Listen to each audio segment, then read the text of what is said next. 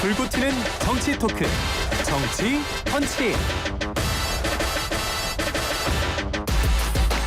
정치펀치 정광재 대변인 또 김용남 전 의원 나오셨습니다. 어서 오십시오. 네, 안녕하세요. 안녕하세요. 반갑습니다. 네, YTN 라디오에 나날이 광고가 늘어나고 있는 것 같아서 기쁜 소식입니다. 네, 제가 앞서 너무 빨리 소개를 해드렸습니다. 반갑습니다. 자, 윤석열 대통령 탄핵 심판 이야기 바로 시작할게요.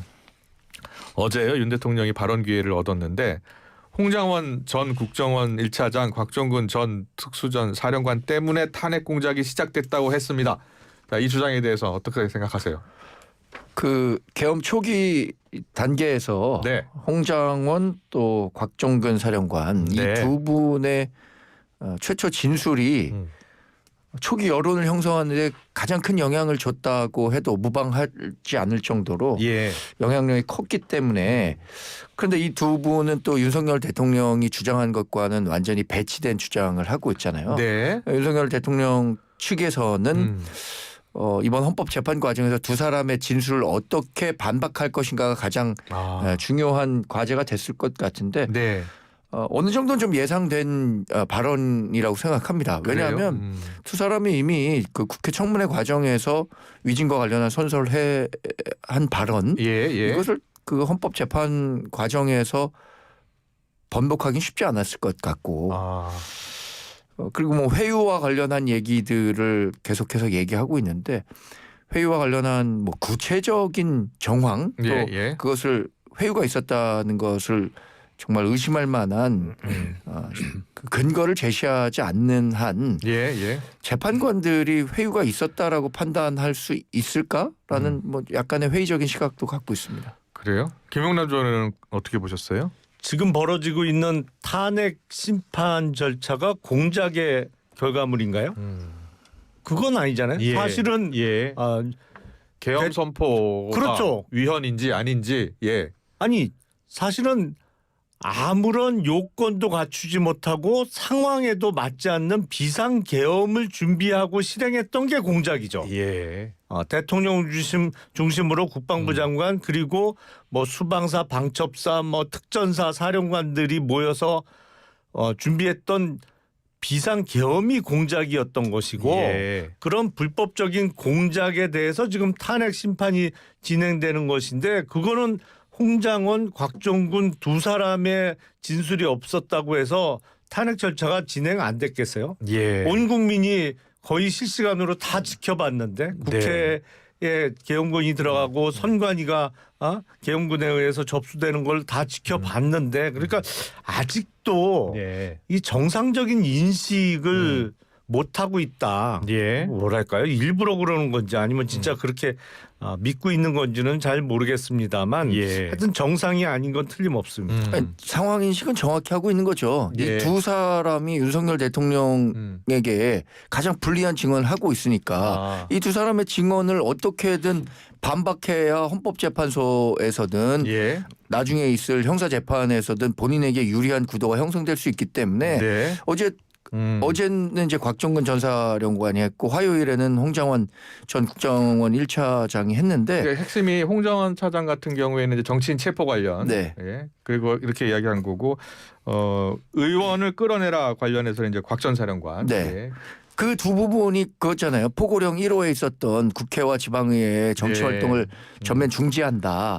그게 아주 결정적인 위헌 그렇죠. 요소죠. 지금 위헌 요소 가운데 가장 크게 봐야 되는 부분이니까 그 조항의 구체적인 정황이 될 수 있기 때문에 이 부분을 어떻게 반박하느냐가 윤석열 대통령 측으로서는 가장 중요했을 텐데, 헌법재판소 여하튼 증인신문 과정에서는 몇몇 분들의 증언에 일부 변화가 있었지만 그것을 재판관들을 다 설득시킬 수 있을 정도의 변화가 있었느냐, 이 부분은 뭐 객관적인 상황으로 봐야겠죠. 알겠습니다. 어제 곽 전 사령관이 이제 뭐 국회의원을 끌어내라라고 관련한 말을 한 것 중에 이 국회의원을 직접 들었냐라는 이야기가 나왔는데요. 거기에 관련해서는 국회의원이라고 직접 듣지 않았지만 여러 가지 정황상 이제 국회의원으로 판단했고 맞다라고 이야기를 했잖아요. 그런데 지금 어제 이제 의원, 요원, 국회의원 이야기가 이 단어 가지고 계속 또 공방이 벌어졌잖아요. 거기에 대해서는 어떤 생각이세요? 대세에 아무런 지장이 없는 얘기죠. 사실은 그 상황상은 누가 봐도 국회의원을 끄집어내란 얘기지 끄집어낼 수 있는 대상이 국회의원 말고는 없었잖아요. 근데 12시 20분 그러니까 4일 새벽으로 넘어가는 12시 20분에 전화를 받았다는 것이고 그 그러니까요. 안에는 국회의원들밖에 없었다는 거죠. 예. 예. 아니 그리고 예. 100번을 양보해서 그러면 국회의원을 끌어내라고 한 게 아니라고 하자 말이죠. 네, 그러면 지금 주장이 국회의원을 끌어내는 게 아니고 국회를 그냥 봉쇄하려고 했다. 예. 그리고 체포형 타이가 아니고 문을 이렇게 막으려고 한 거다. 네. 그 국회를 막는 거는 아무 잘못도 안 돼요. 어? 그렇잖아요. 기본적으로 국회를 봉쇄하고 예. 국회의원들이 그 안에 못 들어가게 막으려고 했다는 것만 해도 탄핵 사유가 되는 거고. 어제 단장 이야기는 김현태 단장 이야기는 국회를 확보한다라는 차원으로 국회에 들어오면 문을 열어줄 수 있다 뭐 이렇게 이야기는 하더라고요. 그 질문이 있었거든요. 네, 예. 맞습니다. 그래서 봉쇄와 출입 금지를 아주 구체적인 차이에 관해서 설명을 그렇잖아도 하더라고요. 그게 또 쟁점이 됐더라고요. 예. 그러니까 그 윤석열 대통령 측에서는 출입 금지를 시킨 것은 아니다. 그러니까 국회의원들이 국회에 들어와서 네. 계엄 해제 표결에 참석하지 못하도록 출입을 금지시키려고 했었던 것은 아니다라는 점을 예. 부각시켜서 설명했었던 거고 예. 그래서 봉쇄라는 의미도 국회 질서 차원에서 일반의 다중 또는 뭐 재판 과정에서는 테러리스트라고 나왔는데 테러리스트나 뭐 간첩으로부터 뭐 확보하기 위한 노력이었다라고 그러니까요. 설명을 하고 있더라고요. 그러니까 그게 지금 말장난을 너무 심하게 하는 건데 네. 그날 일반 시민이 국회 의사당 안으로 밀고 들어가려고 하는 사람이 있었어요. 그리고 테러리스트가 나타난 적이 있어요. 그리고 예. 홍장원, 곽정근 두 사람이 진술이 없다 치자 말이죠. 네. 없으면 그러면 탄핵 사유가 안 되냐? 그러면 한덕수 국무총리나 최상목 경제부총리의 진술은 어떻게 할 거예요? 예. 당시 계엄 선포 전에 국무회의 자체가 성립했다고 볼 수가 없다는 게 한덕수 총리의 주장이잖아요. 예, 그리고 예. 국무위원 전원이 반대를 했고 이거는 국무회의 무슨 회의록 작성도 안 됐고 네. 국무회의를 하고 나면 부서를 해야 되는데 국무위원들이 그런 절차고 뭐고 하나도 없었다. 예. 그리고 최상목 경제부총리의 진술에 의하더라도 네. 대통령이 준 지시문 자체가 너무 황당해서 자기는 보지도 않았다는 거잖아요. 예. 뭐그 말을 다 믿을 수는 없습니다만 아니 국무위원 서열 랭킹 1위, 2위의 진술 갖고도 지금 비상계엄 선포를 위한 아무런 절차적 요건이 준비가 안 되고 구비가 안 된 상태에서 대통령이 독단적으로 선포한 비상계엄이 명백한데 예. 그러면 그 홍장원, 곽정은 두 사람 진술만 없으면 탄핵 사유가 안 되나요? 어떻게 생각하세요? 저도 뭐 요원이냐 인원이냐 예. 의원이냐 이런 정확한 워딩의 그 차이가 단어가 그렇게 중요한 것이냐? 예. 뭐 윤석열 대통령 측에서는 굉장히 중요하다고 생각할 수 있겠지만 예. 결국에는 이게 인원으로 정리가 됐어요. 이제 네. 재판관이 나와서서 결국에는 그럼 인원으로 정리했고 끌어내라라고 한 점에 방점이 있다고 보거든요. 네. 근데 곽종근 전 사령관은 끌어내라라는 지시를 받았다고 했고 네. 인원에 대한 평가와 해석은 제가 생각에 곽종근 전 사령관이나 헌법재판관이나 네. 같게 생각할 수도 있고 다르게 생각할 수도 있겠지만 끌어내라라고 했다는 발언에 대해서는 예. 뭐 이견의 여지가 없는 것 아닌가라고 네. 생각합니다. 알겠습니다. 그런데 보니까 윤 대통령 변호인 측은 또 윤 대통령도 그렇게 이야기하는 것 같아요. 곽정근 사령관의 김병주 TV 출연부터 내란 프레임 탄핵 공작이 시작됐다. 홍장원의 공작 뭐 이런 표현을 직접적으로 했잖아요. 네. 예. 그러니까 그 재판 과정에서 하는 얘기죠. 예. 이 피소추인으로서 본인의 의견이 재판관에게 설득력을 가지려면 예. 증언을 하는 사람들의 증언이 예. 믿을 수 있는 증언이어야 한다라는 점이 입증이 돼야 하는데 예. 이런 얘기를 통해서 재판관들에게 신뢰할 수 없는 증언이라는 점을 강조하고 싶은 거 아닌가라는 생각입니다. 알겠습니다. 자, 앞으로 이제 7차 변론 있고 8차 변론 남았습니다. 최상목 대행 권한대행 이야기 좀 해볼게요. 국조특위 청문회에 출석을 했어요. 이제 또 국회에서 또 국조특위가 진행되고 있으니까요.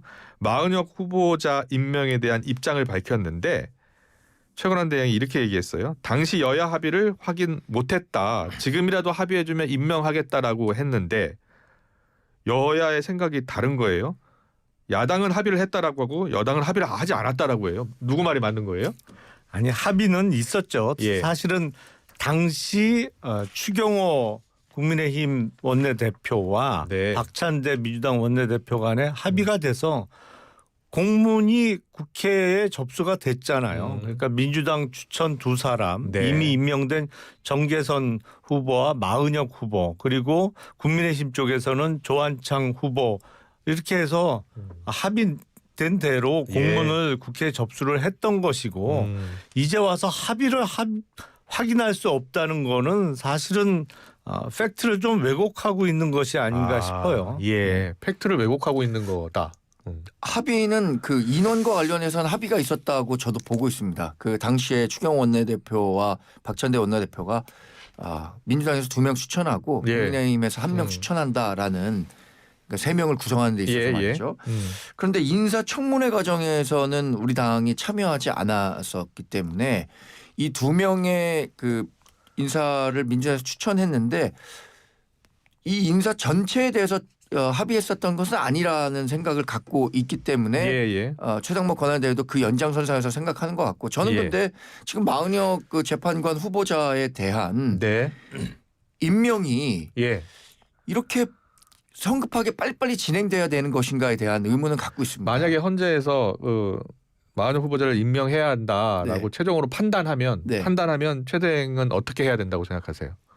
어제 정확히 말씀하셨던데요. 네. 헌재 판단을 존중하겠지만 예단해서 말씀드리진 않겠다. 그러니까요. 존중하겠지만 네. 예단해서 말씀드리지 않겠다는 뜻이 무슨 뜻이에요? 그게 법제처와 법무부가 어떤 해석을 갖고 있는지에 대해서도 한번 살펴봐야 되겠다고 얘기를 한 거고. 그것도 민주당이 미리 물어본 것 같더라고요. 법제처의 확인이 필요한 내용이냐고. 그래서 그 마은혁 재판관이 그러면 이번 헌법재판 과정, 그러니까 탄핵 재판 과정에서도 예. 뒤늦게라도 들어가서 거기에 의견을 제기하는 게 옳은 것이냐 아닌 것이냐에 대해서도 헌법재판관 내에서도 이견이 있을 수 있다고 보거든요. 그래서 이견이 이렇게 논쟁적인 사안에 네. 대해서 빨리빨리 할 필요가 있느냐라는 부분에 대한 의문은 있습니다. 최상목 대행이 어떤 결정을 내려야 한다고 보세요?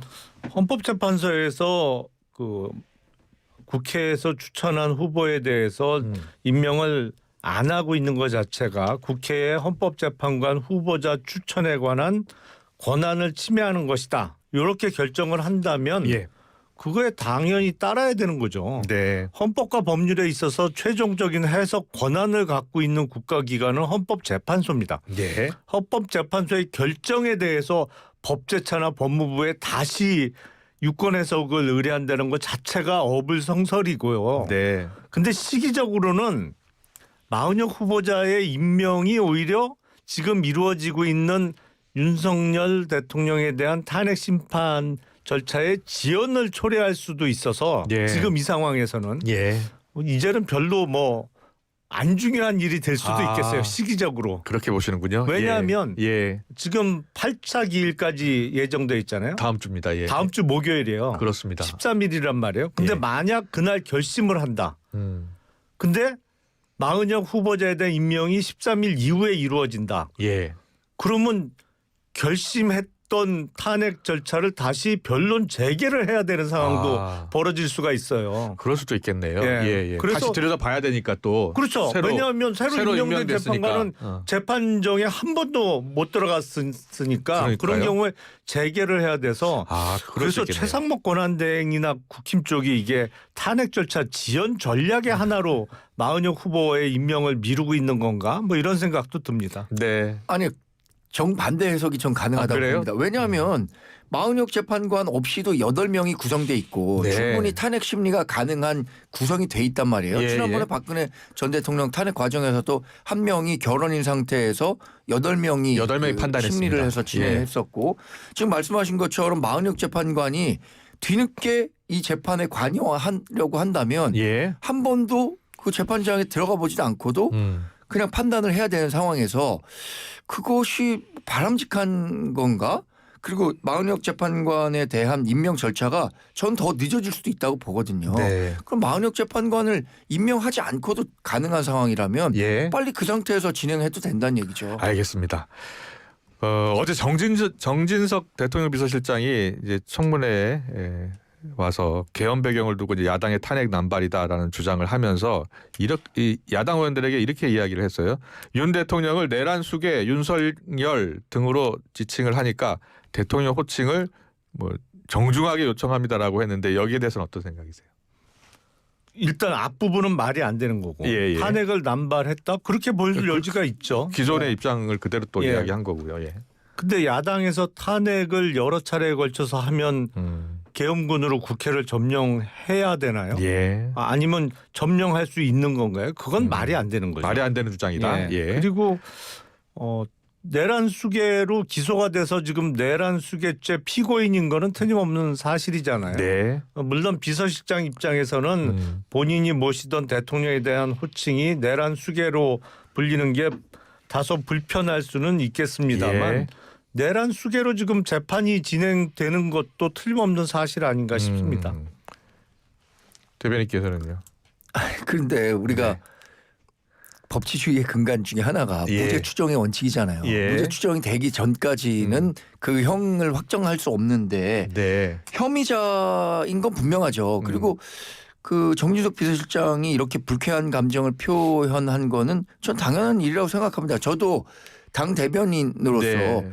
뭐 1호 당원인 윤석열 대통령을 민주당이든 아니면 그 윤석열 대통령에 대해서 강력하게 반대하는 사람이든 내란 수계 윤석열, 뭐 윤석열 씨 이렇게 발언하는 것에 대해서 편치는 않습니다. 그러나 네. 그분들이 그렇게 표현한다고 해서 제가 왜 그렇게 표현하지 않냐라고 강제할 수 없기 때문에 말하지 않을 뿐이지 국민들께서도 이 부분에 대해서 불편하신 분들 많이 있을 거예요. 그리고 야권의 탄핵 남발이 계엄에 영향을 줬다. 지금 뭐 여러 가지 정황상으로 봤을 때는 야권의 탄핵 남발 또 예산 삭감 예. 이 탄핵 가운데서 특히 전 정부에 대한 그 감사를 진행하고 있었던 감사원장에 대한 탄핵이 결정적인 계기가 됐다는 것은 여러 가지 그 윤석열 대통령과 또 그 측근들로부터 확인되고 있는 증언이니까 네. 그런 얘기를 한 거죠. 알겠습니다. 잘 들었고요. 국회 측이 이제 윤 대통령에 이어서 한덕수 총리 탄핵 사유에서 내란죄 철회를 요청했잖아요. 네. 예, 예. 국민의힘은 넣었다 뺐다는 밥상의 밑반찬이냐라고 지적을 했는데 어떻게 생각하세요? 일단은 그 탄핵을 좀 성급하게 추진하면서 탄핵 사유에 대해서 국회 그 헌재의 탄핵 심판 절차에서 충분히 입증이 가능하지 않은 사유를 넣은 거는 잘못된 거죠. 예, 그러니까 애초에 예. 깔끔하게 정리가 돼서 입증에 문제가 없는 부분만 탄핵 사유로 기재하는 게 맞는데 예. 뭐 하여튼 그거를 넣었다가 다시 빼는 거는 보기에도 안 좋고 예. 법리적으로도 정확하지 않은 탄핵 사유 기재는 잘못된 거라고 생각을 합니다.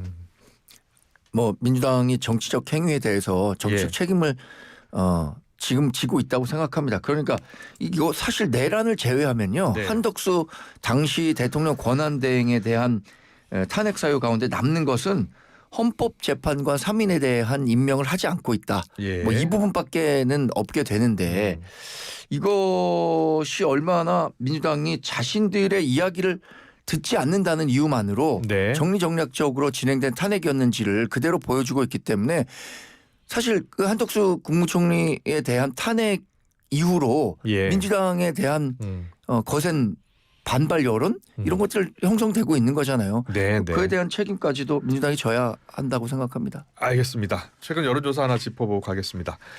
윤 대통령의 탄핵 심판이 본격화하면서 여야 지지층이 각각 결집하고 있습니다. 정당 지지도는 MBS 조사 결과 국민의힘 39, 민주당 37로 집계됐습니다. 최근 여야 지지층이 조금씩 더 집결하고 있다고 하는데 그렇게 보세요? 일단은 예. 국민 대부분의 분들은 네. 사실상 이게 대선 국면에 접어들었다고 판단하고 계신 것 같아요. 예. 사실상의 대선 조기 대선 국면인 것이죠. 네. 그러니까 각종 선거 중에 가장 결집이 강하게 되는 선거가 대선이기 때문에 네. 결집 효과가 분명히 있어 보입니다. 근데 위기 의식을 보다 일찍 느낀 쪽에서 결집이 일찍 이루어지고 있는 거죠. 아 그렇게 보시는군요. 예, 일찍 지금 조기 대선을 생각하고 결집하고 있는 것이다. 뭐 많이 공감합니다. 네. 왜냐하면 우리 당에서는 지금 조기 대선과 관련한 이야기를 하지 않는다. 예. 또 상정하지 않는다라고 얘기하고 있지만 일반 국민들 또 우리 당을 지지하는 분은 이미 조기 대선은 불가피한 건 아닌가라는 네. 판단을 하고 있는 것 같고 그렇군요. 예. 말씀하신 것처럼 대통령 투표율은 대략 70% 중반을 넘고 예. 총선은 60%대 중반, 아. 지방선거는 50%밖에 되지 않기 때문에 예. 대통령 선거가 되면 양 진영이 집결된다는 건 분명한 사실이 있는데 최근에 나타난 정당 지지율을 큰 의미를 두고 볼 필요는 없을 것 같아요. 예. 결국엔 선거를 한다면 저는 정당 지지율이 아니라 정권 교체가 필요하냐 정권 재창출이 필요하냐 이 여론에 따라서 투표를 할 가능성이 크지 정당 지지율에 따라서 투표할 가능성은 적다고 자 봅니다. 그렇다면 차기 대통령 적합도 볼까요? 앞서 제가 잠깐 소개해드렸는데 MBS 조사 보니까 이재명 32, 김문수 12, 오세훈 8, 홍준표 7, 한동훈 6 이렇게 나왔어요. 그런데 뭐 정치적 상황에 따라서 조금씩 바뀌겠지만 이재명 대표 같은 경우에 지금 사법 리스크 있잖아요. 예.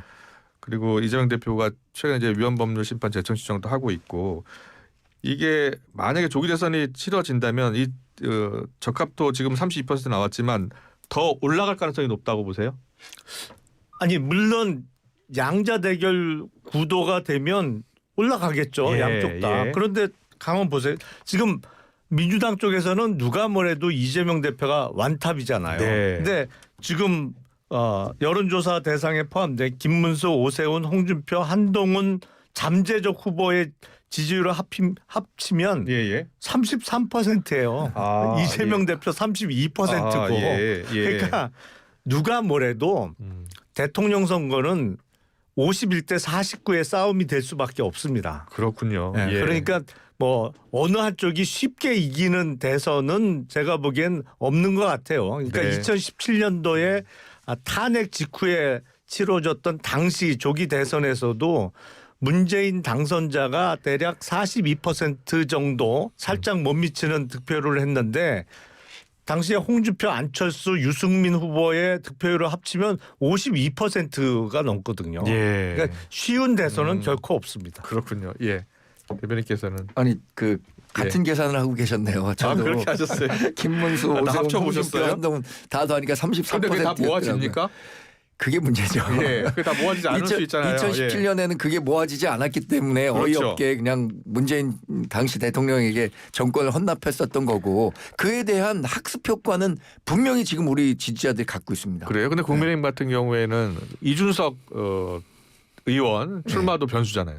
근데 지금 이준석 의원은 나중에 캐스팅 보트로서의 역할을 저는 기존에는 굉장히 크게 할 것이라고 생각했는데 예. 지금 나타나는 지지율만 놓고 보면 그 캐스팅 보트로서의 역할이 굉장히 제한적이 된 게 아닌가라고 생각합니다. 알겠습니다. 그리고 이재명 대표 비판했었던 비명계 뭐 잘 아시지만 임종석 전 비서실장은 이재명 대표가 아니어도 정권 교체 흔들림 없어야 한다라고 이야기하고 나섰잖아요. 네. 그리고 뭐 김경수 전 지사 김부겸 지사까지 다 목소리를 높이기 시작했는데 유시민 작가께서 비명계 인물을 평가하면서 김동연 지사에게는 배은망덕이라는 표현을 좀 썼고요. 그리고 김경수 전 지사에게는 지도자 행세 말라라면서 좀 비판의 강도를 높였거든요. 여기에 대해서는 어떤 생각이세요? 사실상 이제 내부 경쟁이 벌어지고 있는 것이고 아무래도 원톱 쪽에 쓰는 사람의 숫자가 절대적으로 많겠죠. 네. 가장 확률이 높고 누가 봐도 유망한 그 대선 주자가 최종적인 후보가 될 가능성이 높으니까요. 근데 예. 이른바 비명계 쪽에서 가장 문제는 당내 경선이라는 허들을 어떻게 넘을 거냐라는 네. 문제인데 비명계 주자들이 각자 도생으로 뛰어갖고는 도저히 뭐 성공 가능성이 없어 보이고요. 나름대로 연합을 해서 뭐 한 사람은 치고 빠지는 이른바 페이스메이커의 역할을 하고 누구 하나로 그 내부적으로 비명계 내부적으로도 한 사람을 최종적으로 세울 수 있다 그러면 뭐 조금의 가능성은 열리겠죠. 예, 유시민 작가의 주장은 이 대표가 지금 힘을 합쳐야 할 때다. 지금 이재명 대표를 비판하면 망하는 길이다라고 표현하더라고요. 근데 저는 좀 생각이 다른데요. 예, 예. 지금 일반적인 인식은 더불어민주당의 최종적인 대선 후보는 누가 뭐래도 이재명 대표가 될 거다. 예. 그러니까 사실은 약간 일단은 관심권 밖이에요. 아. 근데 대선이 헌재 탄핵 결정 이후에 본격적으로 시작되면 예. 국민의힘은 뭐 지지율이 올망졸망한 분들이 많아서 일단 재미는 있을 것 같거든요. 그래요? 예. 근데 일단 흥행에 저쪽이 성공하고 나면 그럴 이렇게 수 있겠군요. 밋밋한 예. 당내 경선은 본선에서는 도움이 안 될 겁니다. 본선에서는 오히려 밋밋하면 도움이 안 될 예. 것이다. 예, 예. 임종석 전 비서실장 신변 보호 요청해야 될 것 같아요. 왜냐하면 왜요? 저 최민희 의원이 예. 움직이면 죽는다고 했는데 죽인다고 했는데 신변 보호 요청 빨리 필요합니다. 그 지금 근데 일어나는 그 비명계에서의 예. 그 어떤 정치적인 움직임은 네. 사실 찻잔 속 태풍이 될 가능성이 누가 뭐래도 큽니다. 왜냐하면 예. 지금 이재명 대표는 당은 물론이고 당원까지 다 장악해 놓은 상태거든요. 네. 말씀하신 것처럼 민주당의 다음 대통령 후보 경선은 굉장히 재미없을 거예요. 그래요? 지금 아니요. 재밌을 거라고 보이십니까? 아니 뭐 정말 재미없을 것 같아요. 지금 정치적 상황이 계속된다면 그럴 가능성이 높죠. 알겠습니다. 여기까지 듣겠습니다. 지금까지 김용남 전 의원, 정광재 국민의힘 대변인과 정치펀치에서 이야기 나눠봤습니다. 잘 들었습니다. 고맙습니다. 네, 감사합니다.